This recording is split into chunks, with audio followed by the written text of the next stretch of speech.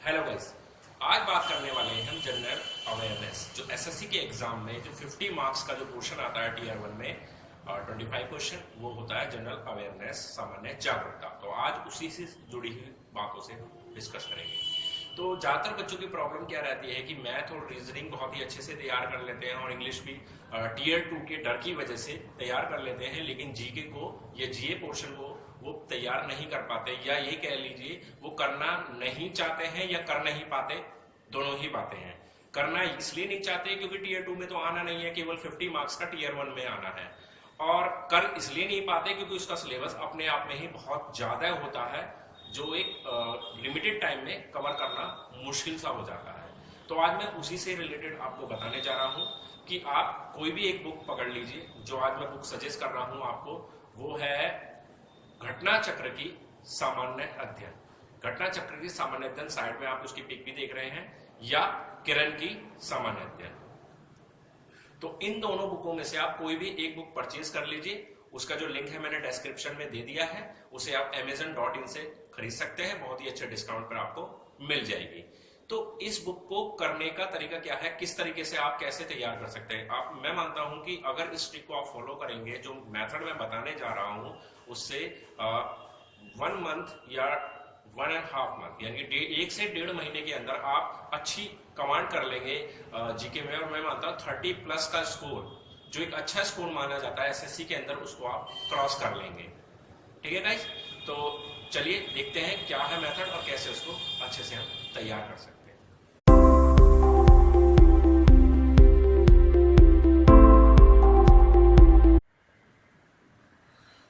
तो गाइस, ये है वो तरीका जो मैं आज आपको बताने वाला हूँ कि कैसे आप अच्छे से तैयार कर सकते हैं। 1-1.5 महीने में पूरी बुक को कंप्लीट कर लेते हैं। ये है वो बुक जो मैं आपको बता रहा था कि घटना चक्र की एसएससी सामान्य अध्ययन। इसमें अभी तक के जितने भी एग्जाम हैं एसएससी के, वो सारे एग्जाम सॉल्व करके चैप्टर वाइज दिए हुए हैं। आप इस बुक को परचेज कर सकते हैं, या इसके साथ है एक किरण की जो बुक आती है, किरण की सामान्य अध्ययन एसएससी वाली, वो बुक परचेज कर सकते हैं। इन दोनों में से कोई भी आप बुक परचेज कर लीजिए। डिस्क्रिप्शन में मैंने इन दोनों का ही लिंक आपको दे दिया है, अच्छे डिस्काउंट के साथ आपको मिल रही है। ठीक है गाइस, तो स्टार्ट करते हैं कि क्या है हमारा वो तरीका करने का। तो जैसे कि सबसे फर्स्ट क्वेश्चन है कि झूलता मीनार निम्नलिखित में से किस स्थान पर स्थित है। इसका आंसर है डी, अहमदाबाद। ठीक है, अब हमने जैसे ही इसका डिस्क्रिप्शन में इसको देखा, इसको डिस्क्राइब करके दिया है कि सीदी बसीर मस्जिद जिसे झूलता मीनार के नाम से जाना जाता है, अहमदाबाद में है। तो हमें क्या क्वेश्चन मिला कि झूलता मीनार अहमदाबाद में तो है, लेकिन सीदी बशीर मस्जिद भी किसे कहा जाता है, झूलता मीनार को कहा जाता है। तो यहां से हमें दो बातें पता चली कि सीदी बशीर मस्जिद को ही झूलता मीनार कहा जाता है, और जो कि अहमदाबाद में स्थित है। हमसे यह भी पूछा जा सकता है कि सीदी बशीर मस्जिद कहां पर है। ठीक है गाइस, तो एक से ही हमने 3 सवाल का आंसर पकड़ लिए कि झूलता मीनार कहां पर है, अहमदाबाद। सीदी बशीर मस्जिद कहां है, अहमदाबाद। और सीदी बशीर मस्जिद को किस और अन्य नाम से जाना जाता है, झूलता मीनार। या झूलता मीनार किसे कहा जाता है, सीदी बशीर मस्जिद। तो इस तरीके से 4 क्वेश्चन हमारे यहां से एक ही क्वेश्चन से तैयार हो गए। आगे देखते हैं कि भारत में सबसे पुराना गिरजाघर सेंट थॉमस चर्च किस राज्य में स्थित है। तो सेंट थॉमस चर्च जो है वो केरल राज्य में है। Saint Thomas Syro Malabar Catholic Church, देखिए इसका फुल नेम है Syro Malabar Catholic Church, Saint Thomas Syro Malabar Catholic Church. ये क्वेश्चन पूछा जा सकता है। केरल के त्रिशूर जिले के पालायुर नामक स्थान पर स्थित है। यह 52 ईस्वी में कब तैयार किया गया था, 52 ईस्वी में सेंट थॉमस द्वारा स्थापित किया गया था।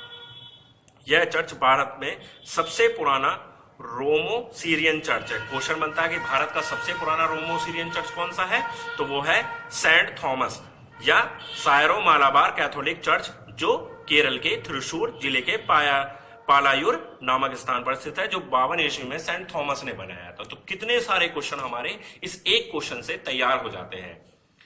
ठीक है गाइस, अगर आप किसी और अन्य बुक को पढ़ोगे तो वहां आपको इतनी बड़ी हेल्प नहीं मिल पाएगी, जो आप इतने कम समय में इतने अच्छा तैयार कर पाएंगे। इसलिए मैंने आपको इन दोनों बुकों को सजेस्ट किया है, दोनों ही बेस्ट बुक है। तो आगे देखते हैं कि पुरी में रथ यात्रा किसके सम्मान में आयोजित की जाती है।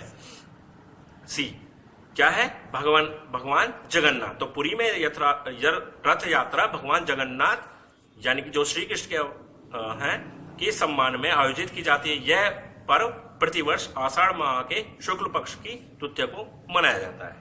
ठीक है, आगे क्वेश्चन देख लेते हैं। जैसे कामाख्या मंदिर किस राज्य का महत्वपूर्ण पर्यटन स्थल है? तो जो आंसर है इसका असम।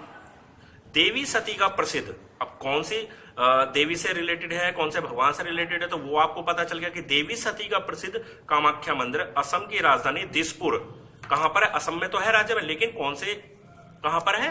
राजधानी दिसपुर में, दिसपुर के पास, गुवाहाटी से 8 किलोमीटर दूर कामाख्या में स्थित है। ठीक है, इस तरह से आप इसको तैयार कर लेंगे। आगे चलते हैं कि अमृता शेरगिल किस रूप में प्रसिद्ध है?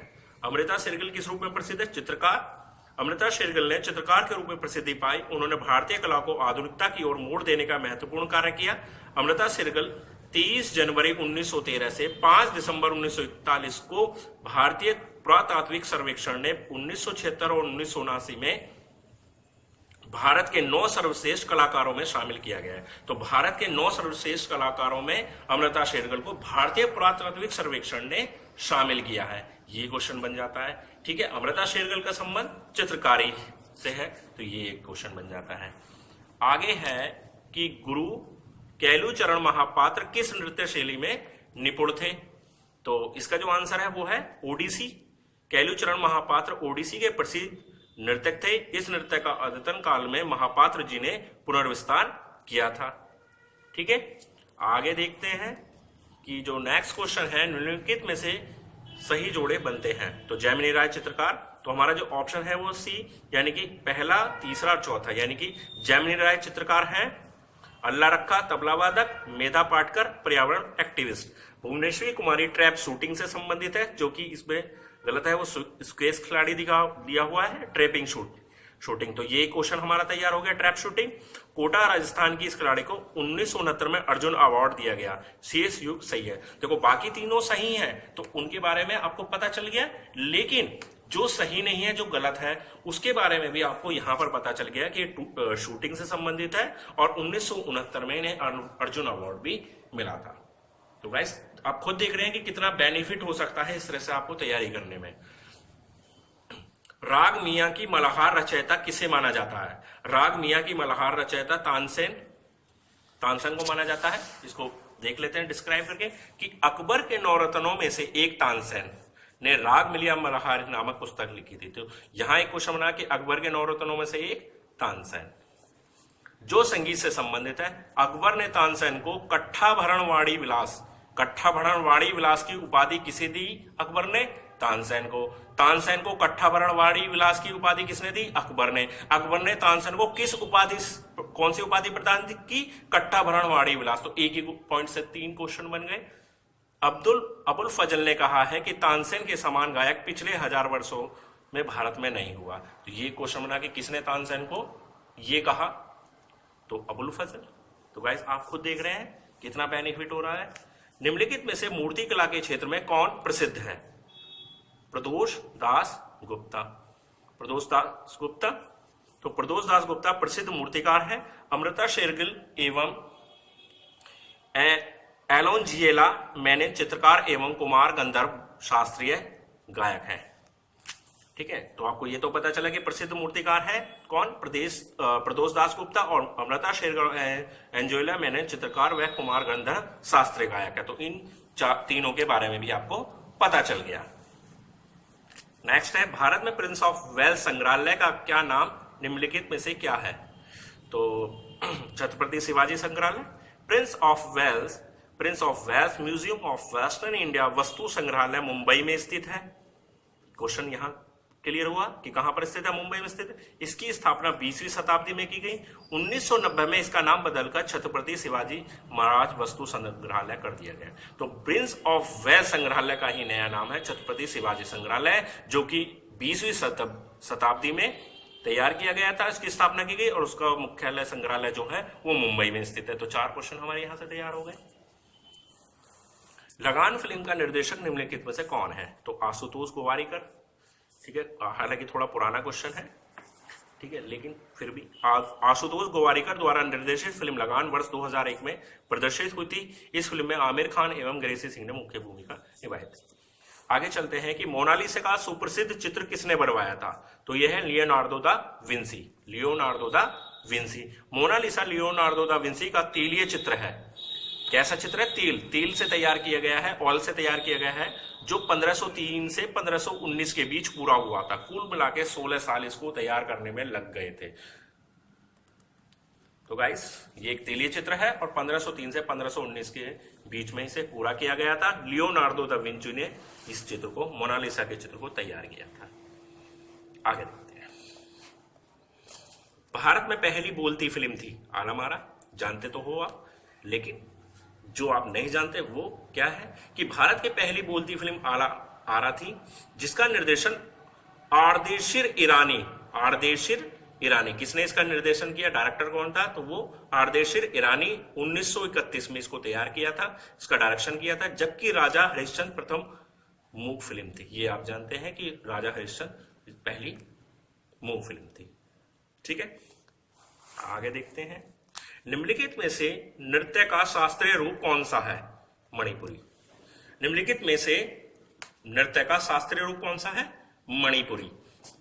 मणिपुरी शास्त्रीय नृत्य है, जबकि शेष अन्य लोक नृत्य है। छऊ पुरुषों का नृत्य है, जो उड़ीसा में, पश्चिम बंगाल तथा झारखंड में प्रचलित है। भांगड़ा पंजाबी नृत्य है, जिसे पुरुषों द्वारा प्रस्तुत किया जाता है। चांग नागालैंड का लोक नृत्य है। तो आपको चारों का पता चल गया कि मणिपुरी तो एक शास्त्रीय नृत्य है और बाकी तीनों लोक नृत्य है। छऊ पुरुषों का नृत्य है, जो उड़ीसा का है, पश्चिम बंगाल तथा झारखंड में प्रचलित है। और भांगड़ा पंजाबी नृत्य है, जो पुरुषों द्वारा प्रस्तुत किया जाता है।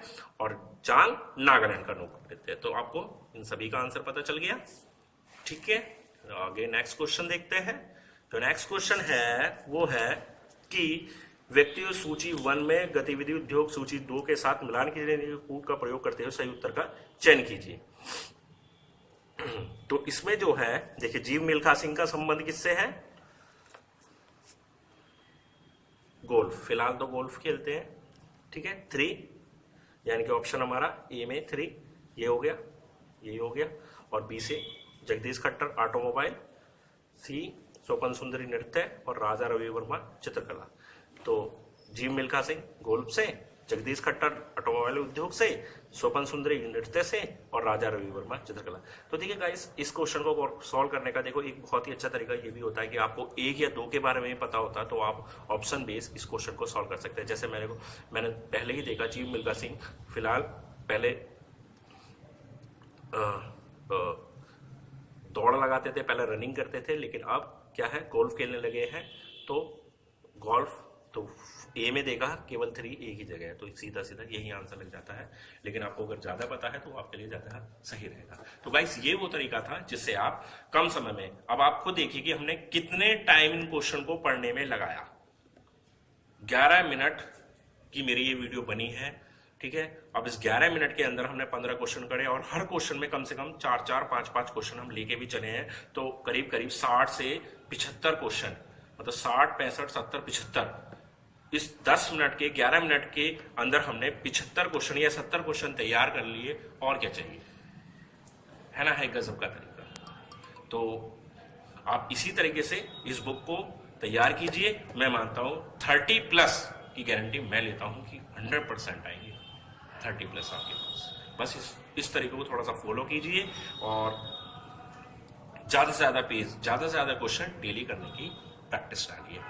ठीक है गाइस, अगर आपको मेरी ये वीडियो वाकई में अच्छी लगी हो तो प्लीज लाइक करें, शेयर करें और कोई भी किसी प्रकार की प्रॉब्लम है कमेंट करें, मैं उसका आंसर जरूर दूंगा, व्हाट्सएप के जरिए दूंगा, कैसे भी दूंगा। मैंने आपको व्हाट्सएप नंबर ऑलरेडी दे रखा है, मैं एक बार फिर बता देता हूं। मेरा व्हाट्सएप नंबर है 7669012565, 7669012565। क्योंकि दरअसल क्या है कि मेरे कमेंट्स डिसेबल हुए हैं तो मैं उसका आंसर नहीं दे पाता हूं, लेकिन व्हाट्सएप के जरिए मैं आपका आंसर जरूर दूंगा। ठीक है गाइस, तो अगर आपको मेरी वीडियो अच्छी लगी हो तो प्लीज लाइक करें, शेयर करें, किसी प्रकार की प्रॉब्लम है कमेंट करें, मेरे व्हाट्सएप पर कमेंट कर सकते हैं, कोई भी क्वेश्चन पूछ सकते हैं।